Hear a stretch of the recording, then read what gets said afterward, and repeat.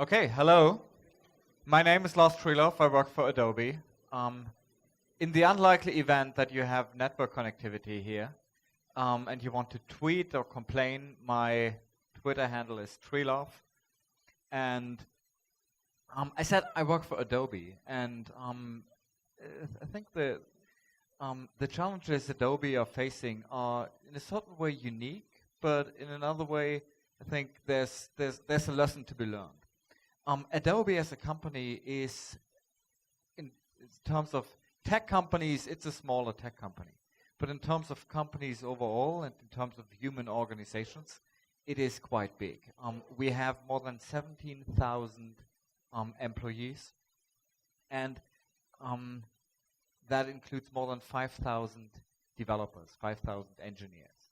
Right? So getting these 5,000 engineers to speak a common language is really, really hard. And on top of that, we have more than 99 products, and that's, I don't know all Adobe products, but I managed to go to the Adobe website and count them, and I stopped counting at 99. So one of the things that all Adobe products have in common is that they do use, intelligence, artificial intelligence. And you can generally group Adobe products in three broad categories. There's on the one hand, Creative Cloud. And Creative Cloud is probably the flagship product of Creative Cloud is Adobe Photoshop. And if you're not familiar with it, I'm going to show it to you in a couple of minutes. Then there's Document Cloud. And Document Cloud is probably most famous for Acrobat and reminding you to update it. And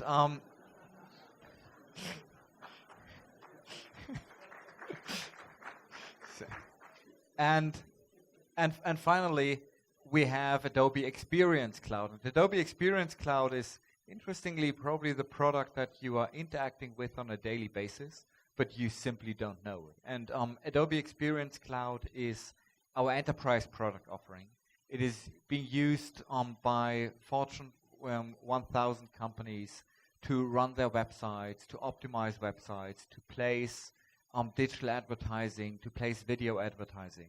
So it's an enterprise product, but as consumers, we are interacting with companies that are using Adobe products every day. So I said I quickly want to show you a couple of places where, and now, a couple of places where we're using machine learning in Adobe products. And as you can see, I'm a terrible multitasker. So I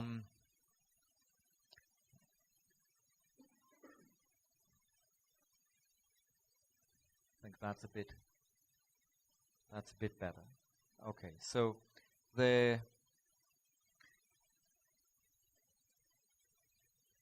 what is Photoshop? Photoshop is the main reason why you can't trust your eyes anymore. And one of the oldest features in Photoshop that is using what can be generalized as artificial intelligence is a feature called context-aware fill, and it works like this. There's a nice picture of two horses. Unfortunately, I don't like horses, so let's take one of the two horses away, and that's a reasonable enough approximation of removing a horse from a picture, and Photoshop is automatically filling in with the right background, and it's doing this by trying to understand what the context is of that particular selection, and then removing it. And speaking of selections, if you've ever worked with Photoshop, you know that selecting elements, like for instance selecting this building, is a really tedious process, right? You have this lasso tool, and the lazy approach is you draw something like this, and you think, okay, well, yeah, no, that didn't work. And there's a new interesting feature which is called select subject, and select subject is running, and you can see that it's an AI-powered feature because it's taking a long time on my MacBook, and it's actually detecting the most prominent element of a given picture. So in this case, it correctly selected the skyscraper, and I can now remove it from the skyline. Or I could, of course, again, see what this skyline would look like without a skyscraper. When I tried it this morning, it looked halfway reasonable. So not too bad, huh? So, but probably the most interesting stuff is what happens when you what happens when you want to do retouching. And as I said, I'm not really a Photoshop power user, so most of the things that I would be doing are way slower than a professional would be doing. But one of the hardest challenges is working with facial expressions, right? And the reason for this is that we as humans are fine-tuned to reading facial expressions, and it's easy to get into the uncanny valley. And there's an interesting feature in Photoshop which is based on really not just face detection, but developing a good understanding of human faces and their elements. So, what would you say this? What's the facial expression of this lady? Is she happy? Is she unhappy? It's not really clear, right? It's ambivalent, which is a perfect way to showcase this feature, which is called Face Aware Liquify. And it allows you to turn or to simply edit facial expressions with the ease of a slider. So I can tell you this lady is happy. and now you're laughing, but you're not giving applause, so this is making her unhappy.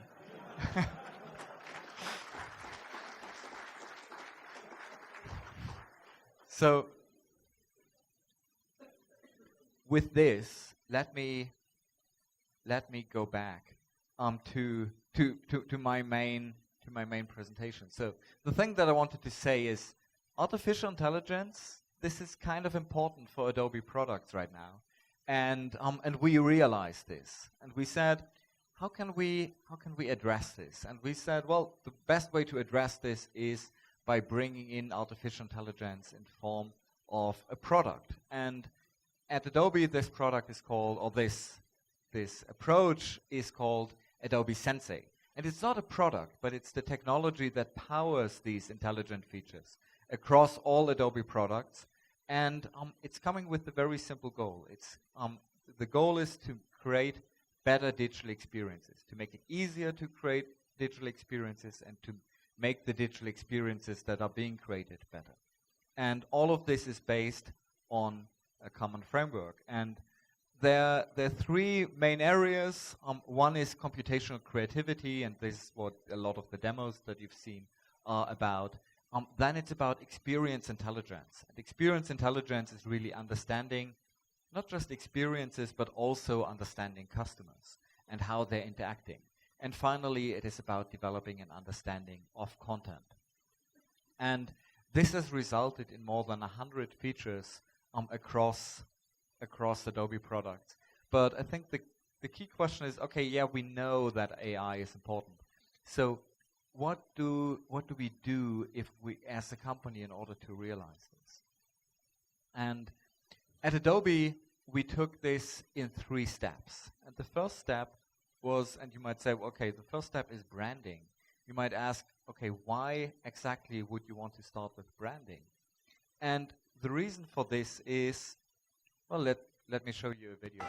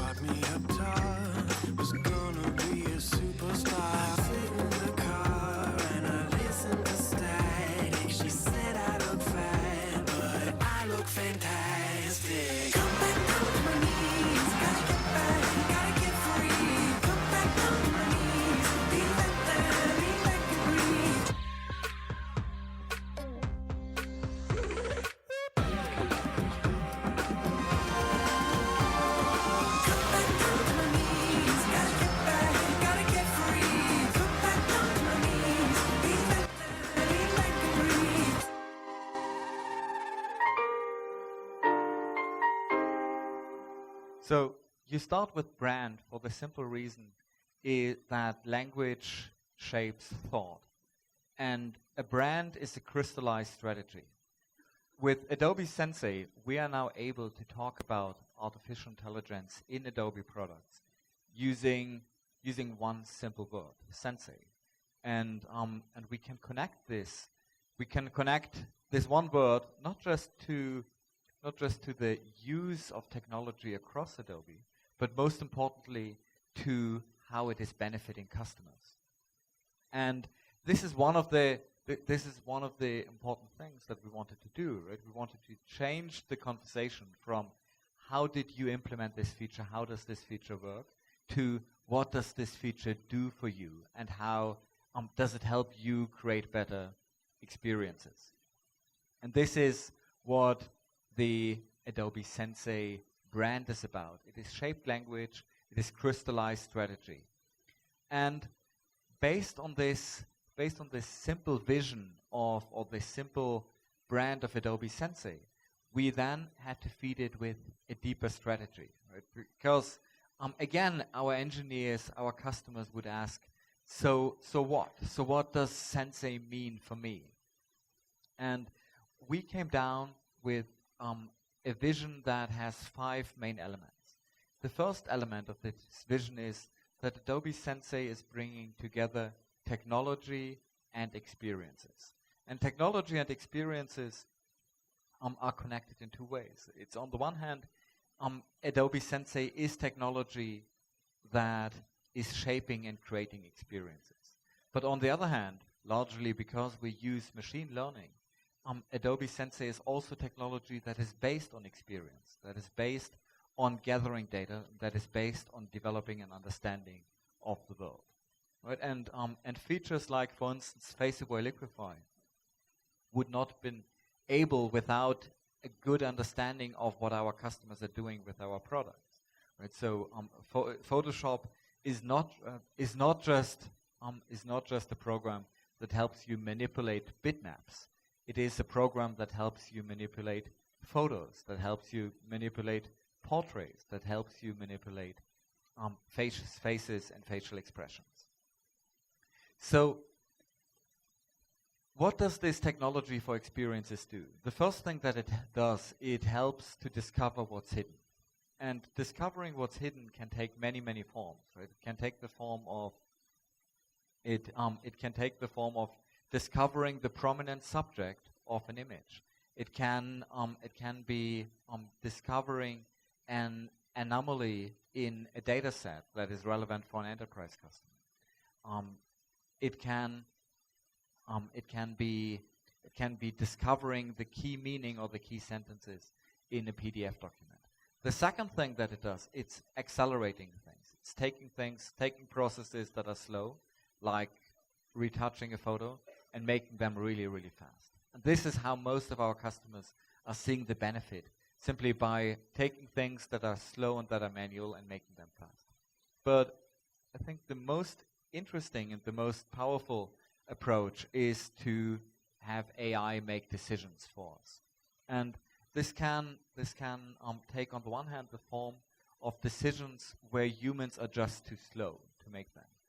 A lot of this is happening in Experience Cloud in areas like real-time personalization or ad bidding, right, where we have processes that really need to complete in milliseconds, and that would simply be impossible without AI. But it is also happening in areas where there's just too much information for humans to make a rational decision. And we are trying to solve both of these areas to come to a situation where our customers can, based on technology, make better decisions. So I said there are 5 key things that belong to the vision, which is technology and experiences, decisions, acceleration, and discovery. So the last point is probably the most important, and this is about ethics. We believe that artificial intelligence is going to be part of every product, it's going to be part of every experience, and it's going to shape how we understand the world. And it's incredibly powerful. But this also means that we need to look at the responsibility that comes with that power.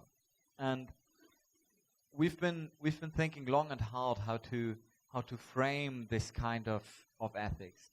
We came up with a very simple phrase, which is Adobe Sensei is here to serve the creator and to respect the consumer. These are really the key 2 things. The creator is the digital marketer, is the creative, is the designer. And this is our key user, and we need to serve that user. So there's no goal in replacing them or eliminating them. It's about making them more powerful. It's about giving them more enjoyment in their job. But the other part of this is about respecting the consumer, respecting the consumer's privacy, respecting the consumer's choices, and not resorting to things like manipulation. And probably my favorite example of a feature that is combining these 2 is in a product that is called Adobe Campaign. Adobe Campaign is an email marketing solution. And we all know that email marketing can get quite annoying, right? I think we all experienced that about a month ago when we all got reminders that Europe is changing its legislation, and everyone was asked, hey, do you still want to receive our emails?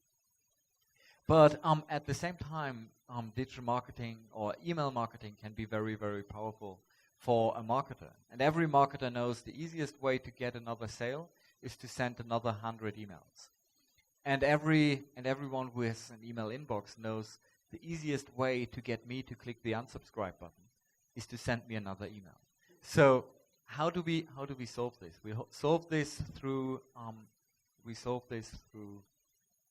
a feature that we call email fatigue detection, which is discovering the ideal frequency of sending emails, and we are discovering the frequency when open rates start to drop and unsubscribe rates start to rise. And at that point, we simply tell the marketer, please stop sending emails. You are sending too much. You're not helping yourself anymore. And this is, I think, a good example of combining the need to serve the creator and respecting the consumer. So there are lots and lots and lots and lots and lots and lots and lots of features powered by Sensei right now. So I would like, in the last 5 minutes, I would really like to talk about the technology that made it possible. And the most basic of this is the Adobe Machine Learning Program, which is an education program for all of our 5,000 engineers who are learning machine learning, both through online courses and through in-person classes. Because we believe that machine learning is something that will be used in every product, which means every engineer needs to be able to use it. The other part is that we are making machine learning part of our core technology platform, which is the Adobe Cloud Platform. And Adobe Sensei, as you can see, is right smack in the middle here. And in order to make machine learning and in order to make Sensei accessible, we have built Adobe.io, which is our developer platform, which is providing providing APIs. So for customers, there are really three ways how they can use Adobe Sensei. There's on the one hand, directly through the features, and this is what we call access for practitioners. Then for developers, we provide access to Adobe Sensei services through APIs. So this includes APIs like the Content API, Attribution API, Customer Journey API. And all of this is available on Adobe.io, which is our developer portal. And probably one of my favorite examples of this is the Visual Search API, which allows you to upload an image or send an image that has text on it to our API, and we will tell you what font is being used on that image. And I'm a big typography nerd, so I'm always wondering what kind of font is that.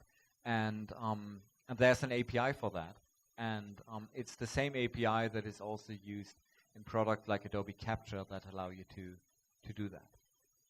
And these kind of APIs can be used to recombine and to create new workflows.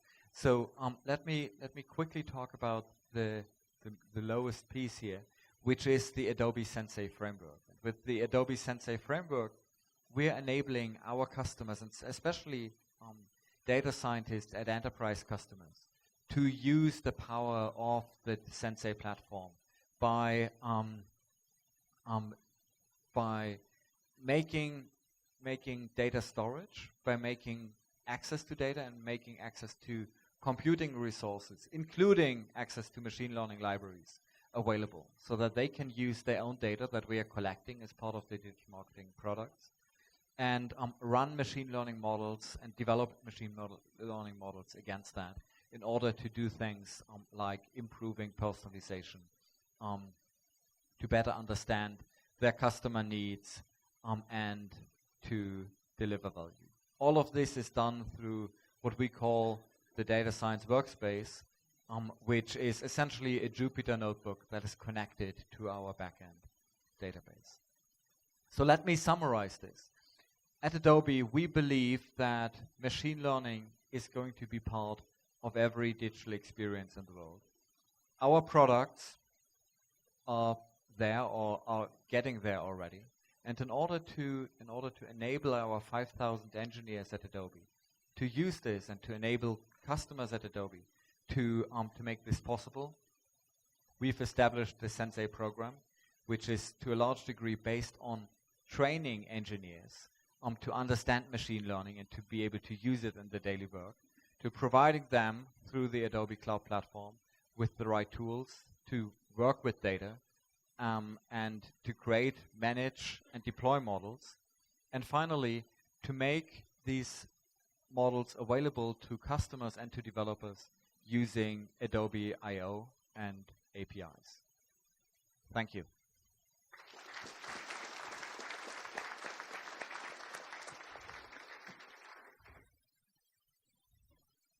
Questions?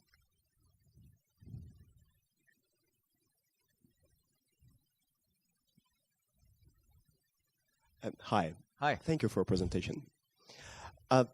Both data scientists and creatives are usually have kind of a process of developing a thought process of developing what they're doing, right? And they're usually sensitive for someone coming and telling them, you should use this, you should use that. And sometimes when it comes to a tool to have something already, like the Liquify, that's really interesting. But thinking from the perspective of a creative person, how you draw the line of this is useful or this is too much? How you draw the line of this is going to be inside Uncanny Valley or this is not going to be, this is going to be useful?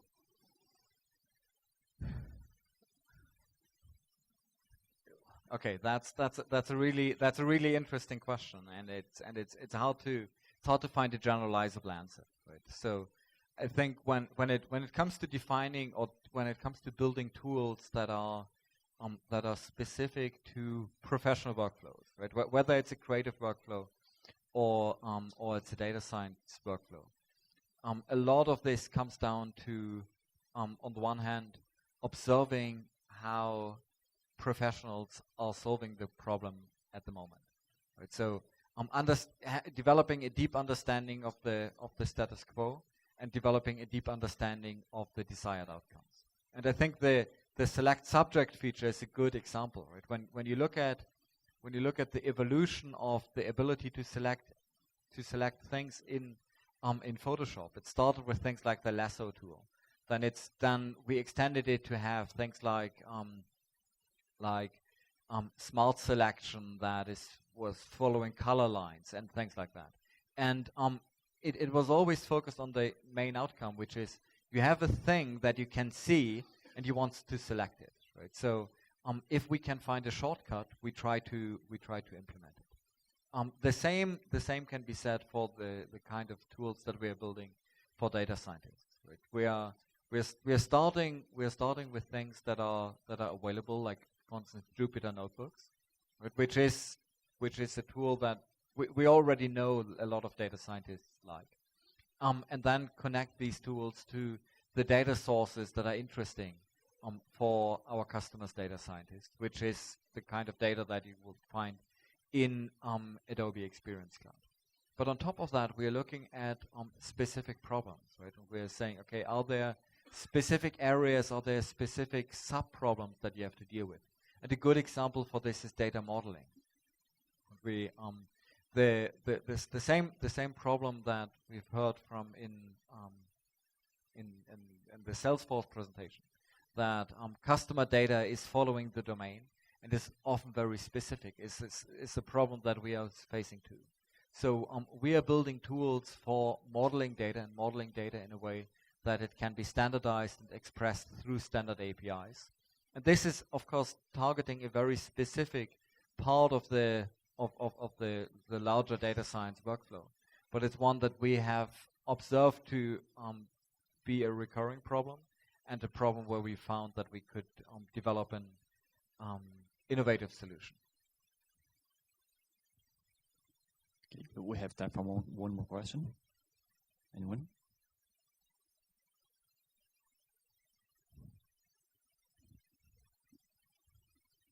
I'm only asking a question because no one else is. Right, so this is the PAPIs conference. PAPIs stands for Predictive APIs. We could have gone with another name, which would be MLAPIs, but it doesn't sound good, but it could be Machine Learning APIs. But I think that the thing about PAPIs is that predictive APIs is that a machine learning API might take in data and learn from the data that you send, and it would also, learn a predictive model and allow you to make predictions with that. A predictive API will maybe just do that, just use an existing predictive model and give you predictions. So you had all right, my actual question is that, do you have these two types of APIs at Adobe, those that are able to learn and those that are just able to make predictions? Do you have other types of APIs? Can you do a sort of characterization of the types of APIs that you would have? So we have both, and I think the majority and also the most valuable APIs are probably predictive APIs, right? In the sense that they are able to make predictions for you, and a good example is